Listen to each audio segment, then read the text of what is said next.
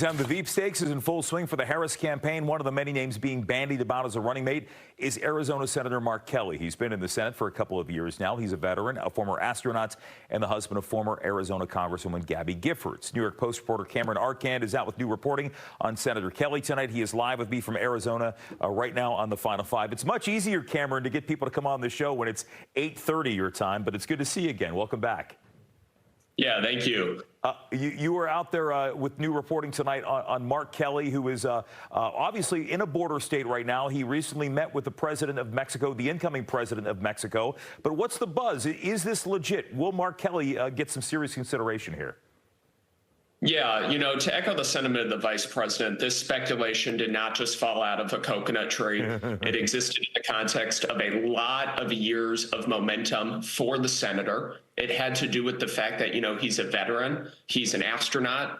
He's also, this is very important to note, the husband of former Congresswoman Gabby Giffords. Yeah. And so all of these things are going to play a huge factor into the Veep stakes. And if numbers are your thing, the big deal with the Veep stakes right now is who could Kamala Harris choose that would add to her numbers in the Electoral College vote. And the hope is that if she were to pick someone like a Josh Shapiro of Pennsylvania or a Mark Kelly of Arizona, then she could hopefully add to those numbers, at least in her campaign's view, and get over that mark. There have been a lot of dissertations so far in political Twitter and elsewhere about the pluses and minuses. When you look at Mark Kelly, it's a border state. We know that Republicans plan to go hard after Vice President Harris when it comes to her role in overseeing policy regarding the border. Does Mark Kelly sort of burnish those credentials a little bit for a ticket that otherwise might be lacking?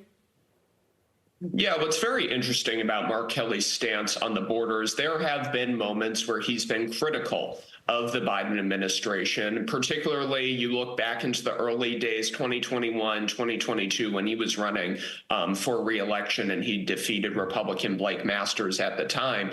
What's very interesting, though, is, he has taken the note of wanting Congress to pass a border bill, but he has been critical of Biden's record in the past, and maybe having someone from a border state in this ticket could potentially shift the conversation in the Harris's campaign's favor when it comes to the border discussion. Still, there is a ton to overcome in that regard. A VP pick could have some pull with that issue, but the momentum when it comes to the border issue has so heavily trended in the Republicans' favor on the issue that really could, it could make a small difference, but I think overall, it really has more to do with, that dissent early on that he had. Cameron, just got a minute left here. You've been covering politics on the ground in Arizona for a couple of years now. There's been a lot of attention paid because we've had both Senate seats turned Democratic. We've had special elections. We've had a hotly contested governor's race in which Kari Lake became a national figure in.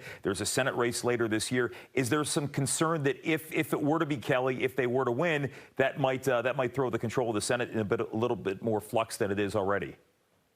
Yeah, we like to joke in Arizona that we're being sentenced to never-ending Senate races, and we could potentially see 8 consecutive Senate races between 2016 and 2030 in the event that Mark Kelly does become the VP nominee, and if he were to go on to, serve in that role and win the vice presidency, that it's just kind of this never-ending slog. And that is the big concern right now is, even though Governor Hobbs would appoint someone to fill that spot in the interim, that would mean there would be a special Senate election in 2026 and a campaign for a full term in 2028. And then on the other seatmate side, there'd be another election in 2030 in a separate Senate race. So there's a lot of confusion there as to how we're going to navigate those next steps as a state if he is chosen, at least from a political standpoint. So that is a risk if you're a Democrat looking at that. But if you're a Republican, you're licking your chops at this possibility of another pickup possibility in the Senate, particularly if there is yet another term of a Democratic administration.